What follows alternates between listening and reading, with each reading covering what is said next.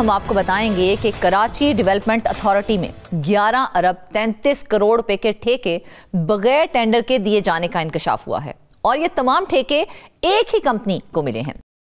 सवाल यह है कि आखिर ये ठेके कानून के मुताबिक दिए गए या फिर किसी मंजूर नजर कंपनी को नवाजने के लिए कवायद को पसे पुश्त डाल दिया गया है। वजीर आला सिंध ने तहकीकात का हुक्म दे दिया है, मगर क्या ये तहकीकात किसी नतीजे पर पहुंचेंगी या हमेशा की तरह ये मामला भी फाइलों में दबकर रह जाएगा? आइए जानते हैं इस इंकिशाफ के पीछे आखिर क्या कहानी है। फरीद आलम हम मौजूद हैं। फरीद, सबसे पहले तो ये बताएं कि सिंध के तरक्याती मंसूबे अवाम की फलाह के लिए बनाए गए थे या फिर अफसरान की जेबें भरने के लिए? जी बिल्कुल, तरक्याती मंसूबे आवाम की फलाह बहबूद के लिए बनाए जाते हैं, लेकिन सिंध के अंदर देखने में यह आया है कि जो तरक्याती मंसूबे ये आवाम से ज़्यादा अफसरान की कमाई का ज़रिया, बड़ी कमाई का ज़रिया बने हुए हैं। मुख्तलिफ इदारों में तरक्याती काम किए जा रहे हैं, अरबों रुपए खरबों रुपए इनको तरक्याती बजट की मद में दिए जाते हैं, जिसके टेंडर्स भी होते हैं, लेकिन ये तमाम के तमाम जो तरक्याती काम हैं वो ज़्यादातर अफसरान की हविस का शिकार हो जाते हैं, जिसकी वजह से खरबों रुपए खर्च करने के बावजूद आज भी कराची खंडरात का मंजर पेश कर रहा है। कराची में मुख्तलिफ इदारे काम करते हैं, KDA काम करता है, KMC काम करती है, MDA काम करता है, LDA काम करता है, वर्क एंड सर्विसेज का डिपार्टमेंट है वो काम करता है, PIDCL वफाकी इदारा वो भी काम करता है। लेकिन ये इनके जो अफसरान तैनात किए हुए हैं यहाँ पर इन्होंने, इनके जो इंजीनियर्स हैं उनकी हविस इतनी बढ़ चुकी है पैसों के लिए कि वो अब वो किसी किस्म की कोई अच्छी कारकर्दगी दिखाना ही नहीं चाहते, वो कोई अच्छा मंसूबा बनाना ही नहीं चाहते, वो सिर्फ अपनी जेबें भरना चाहते हैं, जिसका नतीजा ये निकलता है कराची में 2-2.5 अरब रुपए की एक रोड बनती है, वो रोड 2 से 2.5 महीने में ही टूट के ख़त्म हो जाती है। ये नहीं होता कि वो इंजीनियर उसकी इंक्वायरी करे या हुक्काम उसकी इंक्वायरी करें कि इतने पैसे खर्च किए गए थे, ये रोड चली क्यों नहीं। इससे पहले भी कराची में काम होते थे, 30-40 साल पहले अगर हम चले जाएं, कराची पूरा डेवलप किया गया 50 साल के दौरान, 60 साल के दौरान, तो कुछ 50-60 साल पुरानी रोडें आज भी बाकी हैं, उन पे एक गड़ा नहीं है। लेकिन हालिया 15-20 सालों में जो रोडें बनाई गई थी, और इन हालिया 20 सालों में कई मरतबा एक रोड बनाई गई है, कोई ऐसी रोड नहीं बची है जो 3 से 4 मरतबा ना बनाई गई हो। हर बारिश में कराची की सड़कें कागज़ की तरह, रेत की तरह पानी में बह जाती हैं, क्योंकि होता यह है कि जब तरक्याती कामों का ठेका दिया जाता है तो ठेका देने से पहले ही मामला तय कर लिए जाते हैं।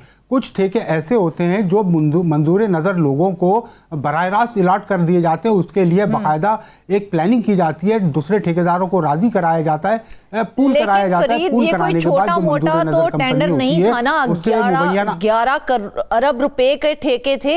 KDA में बगैर टेंडर के 11 अरब रुपए के ठेके देने का फैसला आखिर किसके कहने पर हुआ और बस ऐसे ही ठेके दे दिए गए? नहीं, ऐसे तो 11 अरब रुपए के जो कंसल्टेंसी के ठेके कराची डेवलपमेंट अथॉरिटी की जानिब से दिए गए वो पूरा एक रैकेट है।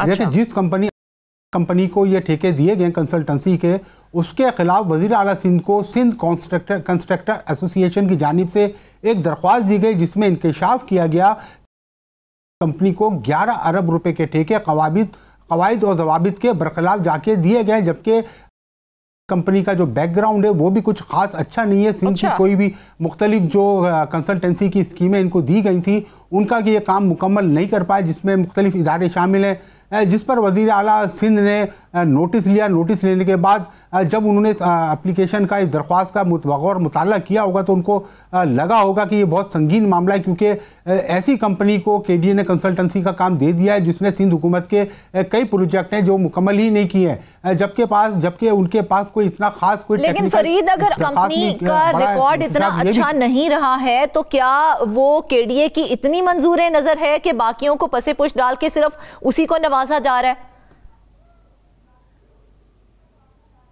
जी, मैं वही आपको बता रहा हूँ कि जो संगीन इल्ज़ाम लगाया गया उसमें एक इल्ज़ाम ये भी लगाया गया कंपनी के पास क्वालिफाइड इंजीनियर नहीं है, उनके पास BTech इंजीनियर हैं, कोई BE सिविल इंजीनियर है ही नहीं उनके पास। ये सारे जब मामला वज़ीर आला सिंध के सामने पेश हुए तो उन्होंने इसकी तहकीकात का हुक्म दिया। इस सिलसिले में जब ये चीज़ हमारे पास आई तो हमने भी इस पर तहकीकात की। KDA के जो आला हुक्काम है, जब हमने उनसे रब्ता किया तो उनका कहना ये था कि बिल्कुल इसमें कुछ खराबियां पेश आई हैं, लेकिन जो साबिक अफसरान थे, क्योंकि देखें सरकारी इदारों में अफसरान तब्दील होते रहते हैं। जिस वक्त ये कंसल्टेंसी के ठेके दिए गए थे उस वक्त जो अफसरान थे उसमें से एक अफसर रिटायर हो गए, कुछ अफसर हैं जिनका तबादला हो चुका है। इस वक्त जो मौजूदा अफसरान है, चीफ इंजीनियर, सुपरिंटेंडेंट इंजीनियर, जब मेरी सुपरिंटेंडेंट इंजीनियर जुनैद से बात हुई तो उनका कहना यह था कि भाई अब हमारे ऊपर इल्ज़ाम लगाया जा रहा है, लेकिन ये काम हमने नहीं किया। जो मुझसे पहले अफसरान थे वो ये ठेके दे के जा चुके हैं। जब मैंने उनसे सवाल किया कि इतने संगीन मामला थे, 11 अरब रुपए के ठेके का जिस कंसल्टेंसी कंपनी को आपने दिया है वो फेलियर है, सिंध हुकूमत के कई प्रोजेक्ट कर ही नहीं पाई, तो आपने ऐसी कंपनी को ठेका क्यों दे दिया? तो उन्होंने कहा कि एक मुनज़्ज़म तरीके से ठेके दिए गए। उसकी फाइल उन्होंने जब मुझे दिखाई तो वो फाइल मुकम्मल थी, उसमें कोई खामी मौजूद नहीं थी। एक मुनज़्ज़म तरीके से कंपनी को ठेके देने के लिए जो दूसरे ठेकेदार थे उनको डिस्क्वालीफाई किया गया या मिली भगत करके उनको डिस्क्वालीफाई होने पे मजबूर कर दिया गया। उसके बाद जब अकेली कंपनी बची तो उसको ये कंसल्टेंसी के ठेके दे दिए गए। कंपनी के बारे में एक चीज़ और पता लगी है, क्योंकि ये कंसल्टेंसी के जो केडीए के बड़े प्रोजेक्ट इस वक्त शहर में चल रहे हैं, जिसमें करीमाबाद अंडरपास का प्रोजेक्ट सबसे अहम प्रोजेक्ट है। इसकी वजह से कराची के शहरी 2025 से लेके आज तक अजियत में मुब्तला है। वो मंसूबा है कि मुकम्मल हो ही नहीं पा रहा।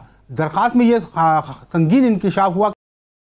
कंपनी ने जब इसकी पहली फिजिबिलिटी रिपोर्ट बनाई थी तो उसमें मंसूबे की लागत 700 मिलियन रुपए बताई गई थी।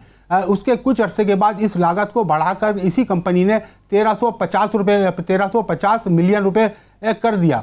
बात यहीं पर ख़त्म नहीं हुई, 1350 पे ही टेंडर हो जाता, लेकिन उसको फिर एक बार रिवाइज कराया गया। रिवाइज कराने के बाद मई 2025 में जब इसका टेंडर किया गया तो इसकी लागत पहुंच चुकी थी 3810 मिलियन रुपए, यानी कि 200 गुना ज्यादा, तकरीबन 250 गुना ज्यादा कीमत हो चुकी थी, जिसकी वजह से हुकूमत सिंध को सिर्फ एक मंसूबे के ऊपर 200-250 गुना ज्यादा कीमत अदा करना पड़ रही है। और उसके बावजूद लेकिन फरीद आपने बताया कि काफी अरसे से शिकायत भी हो रही थी, और अगर इतनी शिकायत आ रही थी तो अब तक उसके हवाले से कोई कार्रवाई क्यों नहीं की गई, या जो एहतसाबी इदारे हैं वो सिर्फ नोटिफिकेशन देने तक ही महदूद रह गए हैं? देखिए, एहतसाबी इदारों तक तो बात उस वक्त गई है जब सिंध कंस्ट्रक्टर एसोसिएशन ने वज़ीर आला सिंध को दरख्वास्त दी। वज़ीर आला सिंध ने उस दरख्वास्त को पर सख्त नोटिस लिखी। उन्होंने लिखा उस दरख्वास्त के ऊपर रिमार्क दिए कि एक संगीन नौयत का मामला है जिसकी फौरी और शफाफ तहकीकात होना ज़रूरी है। उसके लिए उन्होंने एक तहकीकाती कमेटी बनाई।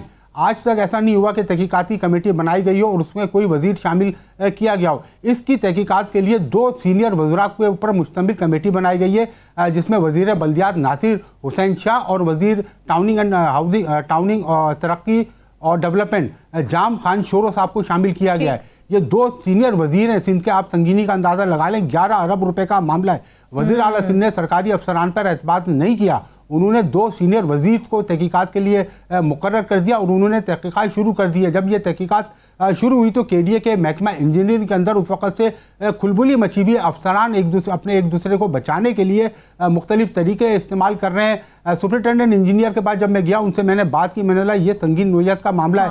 आप रिटायर्ड, जब आपके साबिक अफसर यहाँ से चले गए उसके बाद से आप सुपरिटेंडेंट इंजीनियर हैं, आपने इस बात की निशानदेही क्यों नहीं की? क्योंकि ये आपकी सरकारी जिम्मेदारी थी, आपका फर्ज था कि इस मामले को सामने लेके आते ताकि इदारे को एक बड़े नुकसान से बचाया जा सकता, लेकिन आपने ऐसा नहीं किया। अब तहकीकात के बाद आप दरख्वास्त लिख रहे हैं वज़ीर आला सिंध को या आप उसका जवाब तैयार कर रहे हैं तो वो दुरुस्त नहीं है। आप हमें ये बताएं कि उस वक्त जब ये ठेके दिए जा रहे थे कितनी कंपनियों ने इसमें पार्टिसिपेट किया था, सबसे ज्यादा बिड किसने दी थी और सबसे कम बिड किसने दी थी। उसके बाद आप हमें बताएं कि आतिम नजर को जो ठेका दिया गया है क्यों दिया गया, जबकि उसकी डिस्क्वालिफिकेशन के कई जवाब मौजूद हैं। आप अपना क्राइटेरिया बताएं। तो वो बताने से कासिर, तो उन्होंने तो मुझसे ये कहा कि भाई मैंने ये ठेका दिया ही नहीं है तो मैं जवाबदेह क्यों हूँ। ये ठेका साबिक अफसरान के दौर में दिया गया है, इसमें कई खामियां हैं।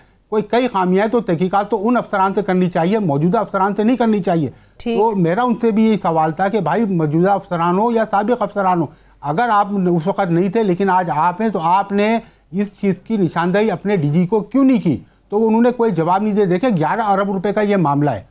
ये 11 अरब रुपए के ठेके ऐसे नहीं दिए जाते। कराची में जब कोई इदारा ठेके देता है, अगर बराह रास्त ठेका देता है 2 करोड़ रुपए का भी काम हो तो 15 से 20% कमीशन पे, इजाफी कमीशन पे वो काम कंपनी को दिया जाता है। उसके साथ साथ जो उनके जो सिस्टम का कमीशन है वो अलग होता है। तो ये 11 अरब रुपए का काम बगैर कमीशन के तो किसी ने दिया नहीं होगा। तो जिस पर जुनैद साहब का कहना ये था कमीशन के हवाले से मैं कुछ नहीं जानता, ये काम मेरे वक्त में नहीं हुआ, इसमें खामियां जरूर है, हमें अपना म्यार का तकर्रुर करना था लेकिन उन्होंने कोई म्यार का तकर्रुर नहीं किया। ना इस हवाले से किसी किस्म की कोई सफाई दी ही नहीं जा सकी कि आखिर किन बुनियादों के ऊपर जो है उनको ठेके दिए गए हैं 11 अरब के।